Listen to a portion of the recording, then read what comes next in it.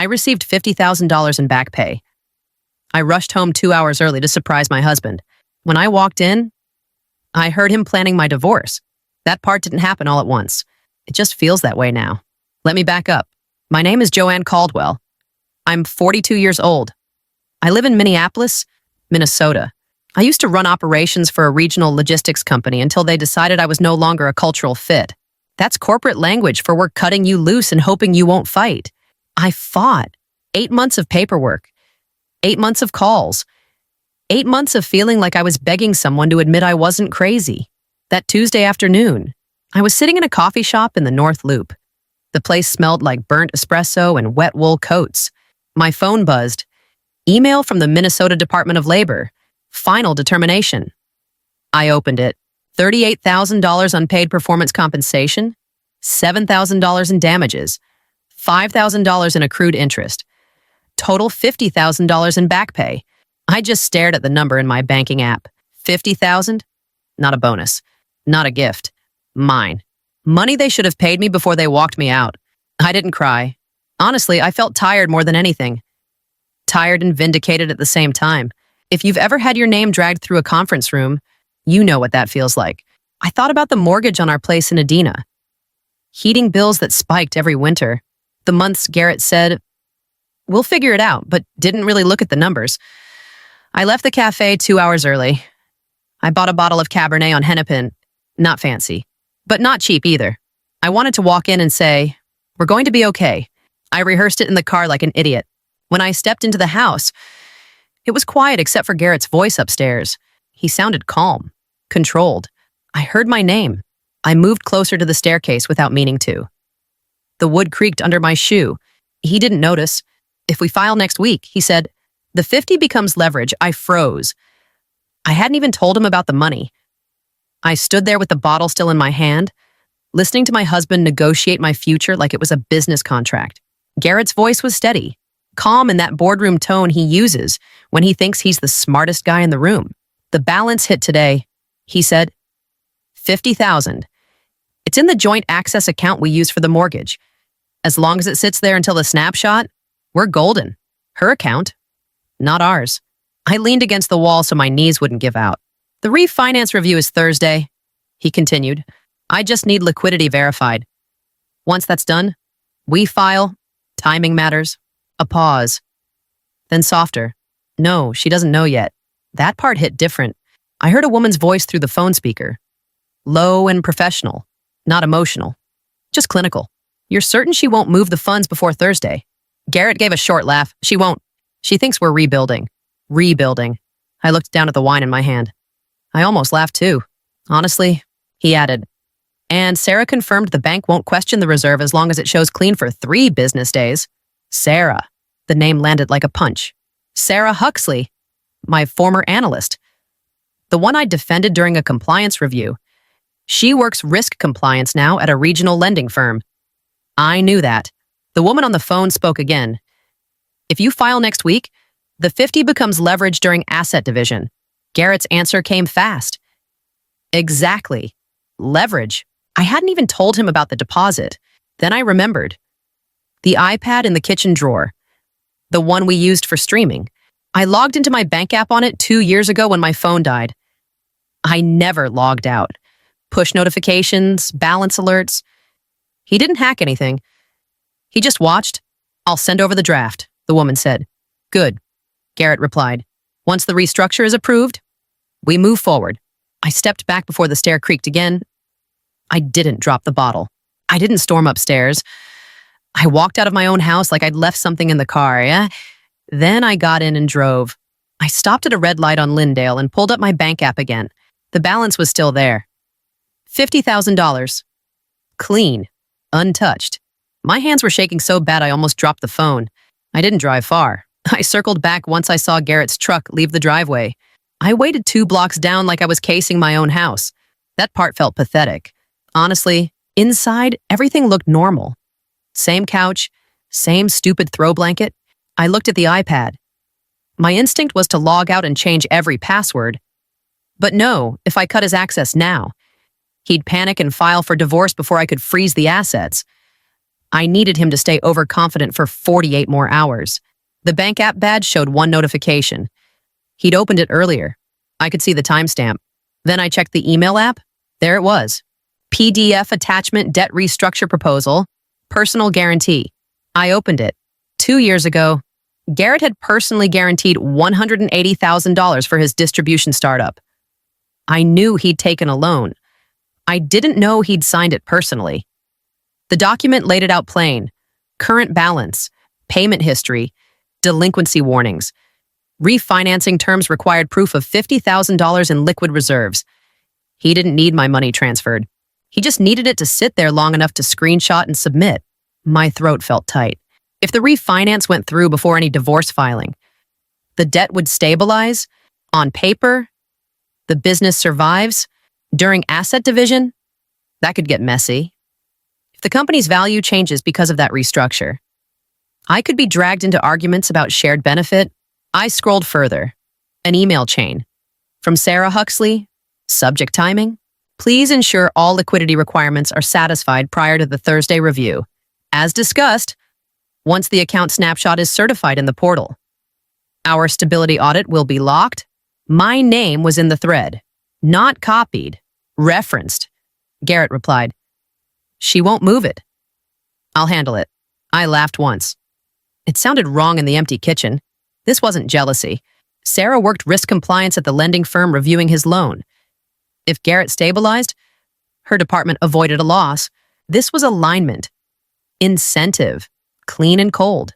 I slid down against the cabinet and sat on the floor. I typed a message to him. How long have you known deleted it? Typed again. Did you ever plan to tell me deleted that too? My hands wouldn't stop shaking. How did I miss this? I muttered to no one. I stared at the PDF again. The refinance review was in 6 days. If I did nothing, he'd use my money to save his collapse. I met the attorney the next morning in a glass office tower downtown. Her name was Diane Keller, mid-50s. No nonsense. She skimmed the documents without small talk. You're telling me he intends to use your $50,000 as liquidity for a refinance, she asked. Yes, and he hasn't filed yet, no. She nodded once. Timing is everything. I slid the printed PDF across her desk. The refinance proposal, the personal guarantee for $180,000, the review date, then Sarah's email, then the screenshots showing the iPad access and the balance alert timestamp, then the bank transfers to Garrett's mother. $22,000 over 4 months. Diane leaned back. Back pay for wrongful termination can qualify as personal compensation under Minnesota law. That helps you. That helps, I repeated. Though my voice sounded flat, but, she continued, if he secures refinancing before you file, disentangling the financial narrative gets harder. He'll argue the business stability benefited the marriage. So what do? You file first, she answered. Petition for divorce and request a temporary restraining order. We freeze the use of marital funds for collateral. The court will want proof of imminent financial harm. I have 6 days. Then we move today. I stared at the stack of paper between us. You don't have time to be emotional, she added. I swallowed. I already did that part. She gave me a thin smile. Good. We started drafting. I didn't sleep that night. I kept replaying one name. Sarah Huxley. The next morning, I went back through old files. 2 years ago. Sarah worked under me during a compliance audit. Smart, but sloppy. I'd written her up for incomplete documentation. I'd also defended her when senior leadership wanted her gone. I opened LinkedIn. She'd transferred into banking compliance last year. Same regional lending firm reviewing Garrett's loan. I called an old colleague, Nate, who still works in risk. Do you know Sarah Huxley? I asked.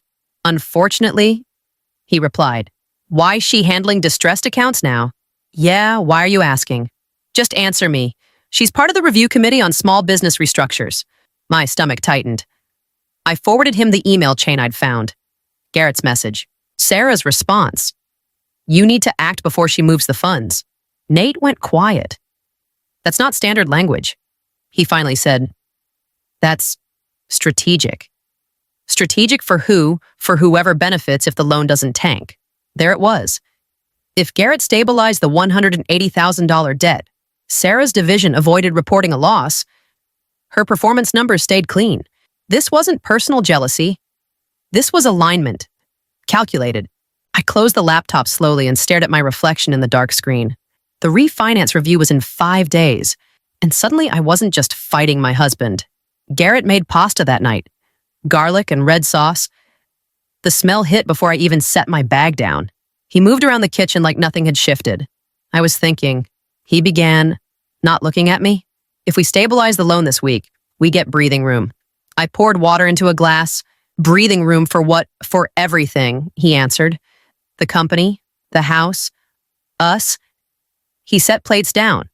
His hands were steady. There are 14 employees depending on me, he went on. 14 families. If this refinance goes through, we can reset. Reset, I repeated. He leaned against the counter. You know how this works. Liquidity shows strength. Strength gets approval. And after that, I asked. After that, we rebuild. We're a team. The word team sat there between us. His phone lit up on the counter. Loan officer. Confirming liquidity documentation. He flipped it face down without picking it up. You gonna answer that, I asked. It can wait. We ate in silence for a minute. Fork against plate. His jaw tight. Then my phone rang. Unknown number. I answered. Is this Joanne Caldwell, a man's voice asked. Yes, this is Daniel Mercer with North Star Lending. We're reviewing a refinance application tied to your household. We need to verify liquid reserves totaling $50,000. I glanced at Garrett. He stared at me like I was a witness in court. I'm familiar with the account. I lied, keeping my voice steady for the recorder. I'll review the final authorization documents you sent over and get back to you by Thursday. A pause. Understood. Mercer answered. We'll follow up tomorrow. I hung up. Garrett's voice dropped. Why would you say that? Because I haven't seen anything. I answered. It's procedural. He snapped. You're overreacting. I am. He stood up straighter. You think I'm trying to hurt you? I held his gaze. I think you're trying to save yourself. He ran a hand through his hair. This isn't about me. It's about survival. For who he didn't answer that. His phone buzzed again under the table. I saw the reflection in the oven glass. He typed quickly, need signature before Thursday. 4 days. He looked up and forced a smile. We can talk through the paperwork tomorrow. Sure. I said, let's talk tomorrow. He relaxed slightly. Thinking he'd regained control, I took another bite of pasta. It tasted like nothing. He wasn't gleeful. He wasn't plotting for fun. He was desperate. And desperate men justify everything. I sat there across from my husband and realized something clean and simple. If I signed, I legitimized his refinance. If I didn't, this marriage was already over. I finished my water and stood up. I'm tired. I told him. He nodded. Like that settled it. Upstairs. I lay in the dark, staring at the ceiling. The refinance review was in 4 days, and I was done being leverage. I didn't tell Garrett where I was going the next morning. Diane already had the paperwork drafted when I walked into her office. You ready? She asked. No, I answered. But let's do it anyway. She slid the petition across the desk. Divorce filing. My name first. Then the motion for temporary restraining order. This asked the court to freeze use of marital funds for collateral, she explained. We're attaching everything. I watched her organize it. The refinance proposal for $180,000. The email from Sarah advising him to move before I shifted the funds. Screenshots showing the iPad access to my bank alerts. Records of $22,000 transferred to his mother over 4 months. Diane looked at me over the stack. This shows imminent financial harm. She said, that's what we need. And if the judge doesn't see it that way, then we argue harder. I signed. My hand shook once. Just once. I hated that it did. Diane noticed. You don't have to feel steady to act steady. I'm not trying to feel anything right now, I replied. She nodded. Good. We filed electronically before noon. Given the refinance review date, she added, the court should respond within 48 hours. Should, that word stuck. Garrett had no idea. He probably thought I was at the grocery store or running errands. Maybe he thought I was reviewing paperwork like a good partner. By the time I stepped outside, the wind cut through my coat. I barely felt it. 3 days before the review meeting, if the temporary freeze didn't reach North Star Lending before Thursday, his plan would move forward anyway. I checked my phone. No calls yet. The waiting had started. Thursday morning came faster than I expected. Garrett had dressed early, button-down shirt, the one he wears when he needs to look credible. He paced the kitchen with his phone in his hand. "Reviews at 10, he muttered, more to himself than to me. I sat at the table with coffee I wasn't drinking. At 10:15, his phone rang. He answered on speaker without realizing. "Mr. Caldwell?" A man's voice began, steady and formal. "This is Daniel Mercer from North Star Lending. We've been notified of active domestic asset litigation connected to your household accounts." Garrett stiffened. "What does that mean?" "It means your application is suspended pending court clarification. We cannot proceed with the refinance at this time." "That's not possible," Garrett snapped. "The liquidity is there, sir. There's a temporary restraining order preventing the use of marital funds as collateral." Silence. "I was not informed of that," Garrett said slowly. "It was filed 48 hours ago." He ended the call without another word. He turned to me. "You filed." "Yes, you destroyed everything," he said, voice low but shaking. "Do you have any idea what you just did?"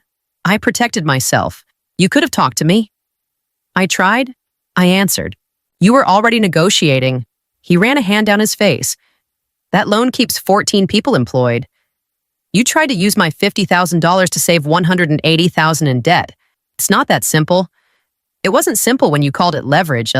He stared at me like he didn't recognize who I was. The refinance was dead. Without restructuring, his loan remained unstable. The committee wouldn't revisit it until the litigation resolved. He walked past me and up the stairs without another word. The house felt different after that, quieter, and the real fight hadn't even started yet. The hearing was short, too short for everything it represented. Garrett sat across from me, hands folded like he was trying to hold something together. The judge flipped through the filings. $50,000 in back pay. She read, "Compensation for wrongful termination." Diane stood. "We argue it qualifies as personal compensation under Minnesota law." Garrett's attorney cleared his throat. "It was received during the marriage. The judge didn't look impressed. Timing of receipt does not override nature of compensation." I felt something unclench inside me. Then came the transfers. $22,000 moved to a family member over 4 months. The judge noted, "No disclosure during initial filings." Garrett shifted in his seat. That was temporary support. For whom the judge asked, he didn't answer that. Final ruling came steady and flat. The judge ruled the $50,000 as a personal injury award rather than marital wages, protecting it from the pool. And because the $22,000 secret transfers to his mother constituted marital waste, the business debt was assigned solely to Garrett as an offset. Marital assets divided equitably. No debt redistribution. Outside the courtroom, Garrett stopped walking. "You could have helped me," he muttered. "I didn't owe you my future," I replied. Later that week, I heard through Nate that Sarah's firm initiated an internal compliance review. Her expected promotion was suspended pending investigation. Garrett downsized within a month. Sold equipment, cut staff. No one went to jail. Nothing exploded. Things just shifted, and I walked out lighter than I had in years. 6 months later, I signed my first independent consulting contract at a folding desk in a small glass-walled office in Uptown. The client, a regional food distributor, sat across from me flipping through the proposal. "You're asking for $85,000 for 6 months." He said, "Yes, that's higher than we budgeted."